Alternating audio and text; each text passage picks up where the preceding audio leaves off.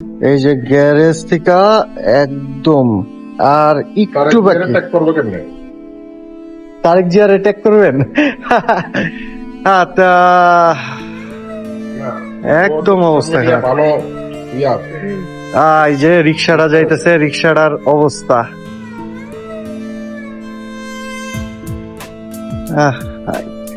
আরেকটু হলে তো রিক্সার সিট পর্যন্ত উঠে যাবো গা। আল্লাহ রহম করো। এই অবস্থায় কেউ বাসা থেকে বের হতে পারবে না, একদম গৃহলক। হ্যাঁ, রিক্সা দিয়াও গেল আপনি, রিক্সাও তো হলো অর্ধেক পা ভিজে যাবো গা।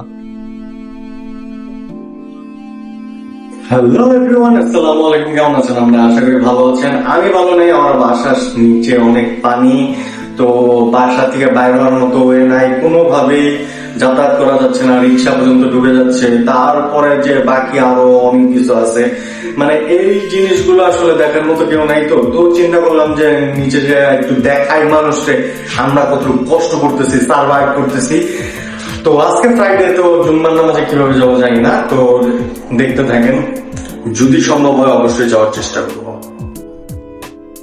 এই অবস্থায় আমরা কেমনে বাসা থেকে বাইর হবো? আজকে জুম্মার দিন, জুম্মার নামাজ কেমনে যাব এটাই চিন্তায় আছি। কারণ যে পানি, এই পানিতে আসলে যাওয়া তো পসিবল না। এই দেখেন, অলমোস্ট অলমোস্ট গ্যারেজ, আর একটু একটু বাকি, একটু এলেই গ্যারেজে উঠে যাবে। বৃষ্টি তো থামার নাম নাই, এখনো বৃষ্টি পড়তেছে। তো এখন যখন বৃষ্টি হচ্ছে প্লাস এরকম পানি, এই পানি তো কমানোর মতো না, পানি আরো বাড়বে। কারণ যে পরিমাণ বৃষ্টি হচ্ছে সেই পরিমাণে তো বাসা থেকে বের হওয়ার মতো না। তো এখন আমি জানি না কিভাবে কি করব। হয় রিক্সাগুলো দেখলেই বোঝা যাচ্ছে যে আরো পানি কোন পর্যন্ত ছিল, কোন পর্যন্ত। এই দেখেন, আপনারা দেখলে বুঝতে পারবেন যে এই রিক্সার কোথায় কোথায় পানি উঠেছে। চাক্কা হালকা দেখা যাচ্ছে, তো বুঝে যাওয়ার কথা একজন মানুষ আসতেছে, সে একদম ভিজে গেছে, কতটুকু উঠছে সেটাও তো আর বলার নাই। তো এরকম একটা অবস্থার মধ্যে দিয়ে আজকে জুম্মার দিন নামাজে যাওয়া, তারপরে আপনার মানুষের নানান কাজে বাইরে যাওয়া, এইগুলা কিভাবে হবে? আমাদের এই জায়গাটা এরকম একটা পরিস্থিতি, আমাদের এই জায়গা না, মিরপুর 10-এ পানি উঠে, তারপরে ধানমন্ডির দিকে পানি উঠে, নানান জায়গায় এরকম একটা অস্থির পরিস্থিতিতে যাচ্ছে মানুষের।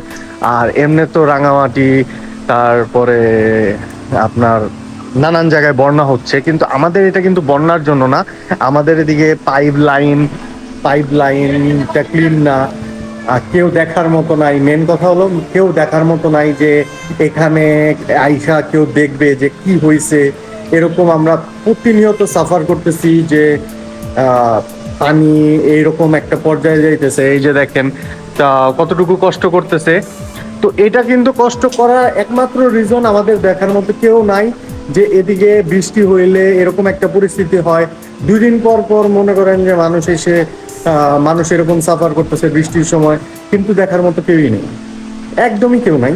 কারণ আমাদের আসনটা ছিল হলো, আমি জানি যে আমাদের প্রধানমন্ত্রী আসন, কিন্তু এই যে একটা প্রবলেম হচ্ছে মানুষের থাকা খাওয়া যাতায়াত, এখন কেউই কিন্তু বাইরে যাওয়ার মতো না।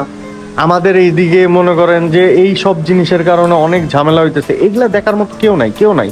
তো অবশ্যই এরকম ঝামেলার মধ্যে থেকে, মানে আমি এরকম করে বলতাম না, কারণ তো সবাই জানেন যে এখন নতুন সরকার আসছে, সে করতেছে, বাট এটা কিন্তু ইমার্জেন্সি। আসলে মানুষগুলো অনেক কষ্ট করতেছে, অনেক কষ্ট করতেছে। তো এর মধ্যে দিয়ে মনে করেন যে যাতায়াত করা, এই যে দেখেন মানুষ কিন্তু একদমই বাসা থেকে বাইরে যেতে পারতেছে না। যাই হোক, আজকে শুক্রবার, তো মানুষ ওরকম, কিন্তু নামাজ তো পড়তে যেতে হবে। নামাজ পড়বে কিভাবে? মসজিদের ভিতরে পানি ঢুকে যাওয়ার মতো পরিস্থিতি, তারপরে এদিক দিয়ে সরেজ লাইনগুলো ক্লিন না। তো এই কারণে এই পানিগুলো মুভ করতে পারে না, প্রতিটা জায়গায় পানি, প্রতিটা ওই বাড়ির আর একটু হইলে ঘরে উঠে যাবে। এই যে দেখেন, আর একটু হইলে ঘরে উঠে যাবে। ওই বাড়িটায়ও উঠা উঠা অবস্থা। তো টোটালি বিষয়টা হলো যে সবাই প্রবলেম করতেছে। একদম একটা রিজন হলো পানি যাওয়ার কোনো জায়গা নাই, রাস্তাটা পুরো ব্লক। তো এখান দিয়ে কিভাবে যাবে, কি হবে, এটা দেখার মতো মানুষ নাই। প্রতিটা বিল্ডিং এর মানুষগুলো এর আগেও আমি যতটুকু জানি যে অ্যাপ্লিকেশন করতে, বাট অ্যাপ্লিকেশনের কোনো রিপ্লাই আসে নাই, দেখার মতো কেউ ছিল না। তো এই কারণে আসলে সাফার করা আর কোনো কিছু না। তো সবাই সাফার করে করে হলেও যাদের খুব বেশি প্রয়োজন তারা বাইরে হইতেছে, আর যারা বাসায় থাকার তারা এখন বাসায় থাকা তারা কোনো গতি নাই। আজকে এক ভাই ছিল, তার আজকেও অফিস ছিল, সেই মাত্র তার অফিসে ছবি তুলা পাঠায় দিল যে ভাই আমার পক্ষে কোনোভাবেই বাসা থেকে বের হওয়া সম্ভব না। তো এই জিনিসগুলাই আর কি। তো আমি মনে করি যে এগুলো আসলে সলভ করা উচিত। এটা আমাদের মাননীয় প্রধানমন্ত্রীর দেখা উচিত যে আসলে আমরা কিরকম সাফার করতেছি। আজকে এত কাজ, কিন্তু কিভাবে যে কাজগুলো করি, একটু পরেই যেতে হবে প্যানেলে। এখন যদি প্যানেলে না যেতে পারি, বাসার সামনের অবস্থা তো খুবই ভয়ঙ্কর। এই অলমোস্ট গ্যারেজে পানি উঠে আসছে, কিভাবে যে পানি যায়, চারপাশে তো আটকা। আপনাদের বাসার সামনে কি অবস্থা সেটা অবশ্যই আমার সাথে শেয়ার করেন। আপনাদেরও কি আজকে কাজ পয়সা আছে, না আজকে শুক্রবার দেখা ঘরে রিল্যাক্স করতেছেন, কোনটা অবশ্যই আমাকে জানান। আজকে বাসায় মেহমান আসার কথা, ওই বৃষ্টির রিজনে দেখেন কত আয়োজন করছে, বাট এখন পর্যন্ত মেহমান এসে পৌঁছাইতে পারে নাই। এগুলা এরকমই রয়েছে। এখন 4টার মতো বাজে, কিন্তু কেউই এখনো আসতে পারে নাই। রিজন একটাই, নিচে পানি, তো এই কারণে আসতে পারে নাই। এখনো আসবে, এখনো নিয়োগ তো আছে, আসবে তো, কিন্তু অ্যারেঞ্জমেন্ট কিন্তু অনেক আগে শেষ। একমাত্র রিজন কেন আসতে পারে নাই, আর আজকে যে এত বৃষ্টি হবে, এরকম একটা অবস্থা হবে, সেটাও তো কেউ জানতো না। তো কিছু বলার নাই, দেখি কি হয়।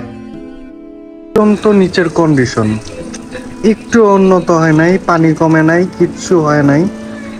তো এখন পর্যন্ত মনে করেন যে কোনো প্রকারের উন্নতি হওয়ার তো অবস্থা নাই। এখন জানি না বাইকটার কি হইতে পারবো কিনা বাসায়, নাকি এমনই থাকতে হবে, কিচ্ছু জানি না। এই যে আজকে একটু বাইরে কাজ ছিল, কিচ্ছু করতে পারলাম না, জাস্ট বাসায় লক।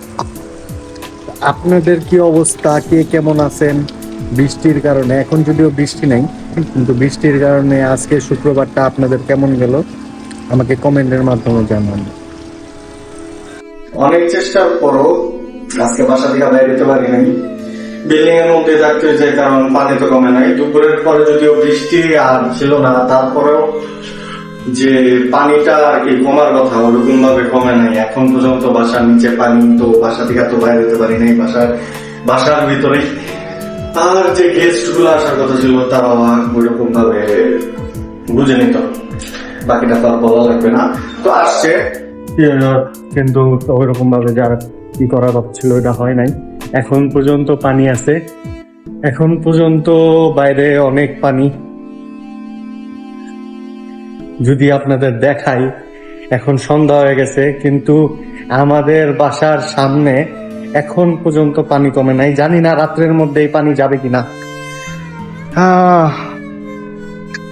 যাক, এখন মোটামুটি কমছে, আরো উপরে ছিল পানি, মোটামুটি কমছে। এই যে বাসার গেটটা দেখতে পাচ্ছেন, ওইটা ডুবে গেছিল, কিন্তু এখন ওইখান থেকে পানি নেমে আসছে। তো ওই তুলনায় মোটামুটি পানি কমছে, কিন্তু এই পানি কমা তো আর কম না। পানি তো কমতে, মানে পানি কমার কথা ছিল আরো তাড়াতাড়ি, কিন্তু সেখানে কমতেছে না। আল্লাহ জানে রাত্রের মধ্যে পানি কমবে কিনা। তো যদি পানি কমে সেটাও জানতে পারবেন, আর যদি পানি না কমে তাহলে অবশ্যই কালকে দেখতে পারবেন।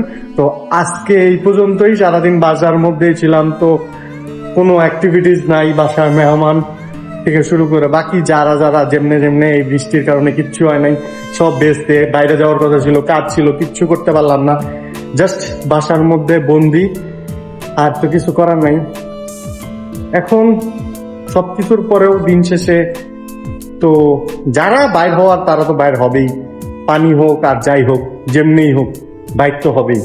এখন বিষয়টা হলো কাজ ছিল, কিন্তু যে পরিমাণ তখন পানি ছিল তখন যাওয়া পসিবল না। এখন চাইলে রিক্সা টিক্সা দিয়ে যাওয়া সম্ভব, তো কিন্তু এখন তো আর কাজ হবে না। তো যাই হোক, বাদ দেন। তো আজকে এই পর্যন্তই। সবাই লাইক কমেন্ট শেয়ার করতে থাকেন ভরপুর। আর আপনাদের বাসার ওইদিকে কি অবস্থা সেটা জানাইতে পারেন আমাকে কমেন্টের মাধ্যমে। আর দ্বিতীয়ত না, এই ব্লগটা বেশি বেশি শেয়ার দেন।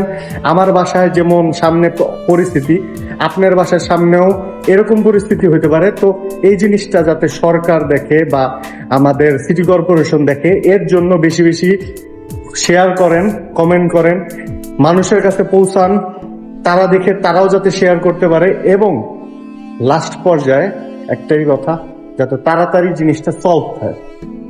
তো আজকে এই পর্যন্তই। সবাইকে ধন্যবাদ। ভিডিও বেশি বেশি দেখতে থাকেন। আল্লাহ হাফেজ।